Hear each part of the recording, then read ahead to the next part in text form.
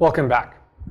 So we've talked about a number of examples of data matrices X, for example, where each column is a human face, or some physical system evolving in time, like flow field measurements from a fluid flow. There's another example I like to use that I use in class sometimes to illustrate this idea of correlation structure within the data. And that's the example from the Netflix prize. And so the Netflix prize was essentially a $1 million prize to the team that could come up with the best prediction algorithm to recommend movies that users would enjoy watching. They would vote highly if they were presented with this movie. And so they have a big data matrix too, okay? And the way we might think about this is that each column vector of the Netflix data matrix would be all of the movie preferences for person one. So this is person one, person two, and so on and so forth, PM maybe. And then each row would correspond to a specific movie. This would be movie one, movie two, and so on and so forth. And so this is a very, very, very large matrix. You know, there might be 100 million people in the Netflix that subscribe to Netflix, and there might be 100,000 movies in the library. Okay, and so this would be 100,000 by 100 million dimensional matrix, and each entry would be that particular person's rating of that particular movie. Okay, so there, hypothetically, if a person watched all of the movies in the Netflix library, they would have some affinity for some, they would dislike others, and there would be a rating for each of those movies. That's what this vector, a column vector represents, is that particular person's preference or dislike for every single movie in the library.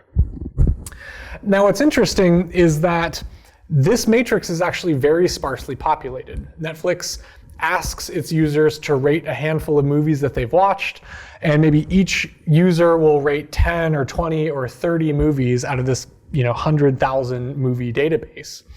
And each person will rate different movies. So maybe I rate these 10, someone else rates another 10, and so on and so forth.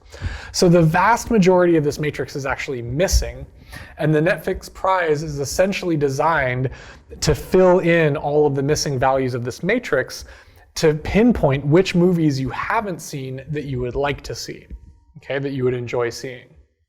And the entire idea of what makes this work is the fact that this matrix has dominant correlations among the columns and among the rows. And I'm going to walk you through that very briefly. So even though we all like to think of ourselves as unique with our own unique preferences and tastes, it turns out that if you took the SVD, if all of the values were filled in and you took the SVD of this matrix, there would still be relatively few dominant patterns in terms of eigentastes of people's movie preferences. Maybe there would be 10, maybe there would be 100, but there certainly wouldn't be 100 million important, unique profiles. Okay, maybe you have people that like action movies and Marvel superhero movies. Maybe you have people that like, romance and comedies. Maybe some people like all of them, but those might be kind of your principal components. Similarly, movies themselves have a lot of dominant correlations in terms of what people like about them. You have your action movies, your romances, your comedies, and so on and so forth. And so, for example, if person one likes the Terminator and Alien, and I liked Terminator, probably I will also like Alien. Or at least that's the kind of idea that would be going on here, is that you could use correlations among the people, among the columns, and correlations among the rows to discover what would be the hidden or missing values that have not been filled in here. Okay?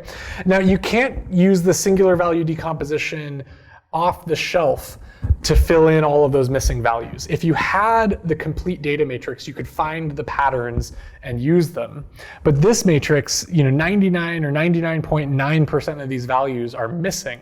And so you have to fill those in, assuming that there's a low rank singular value decomposition that exists for this matrix.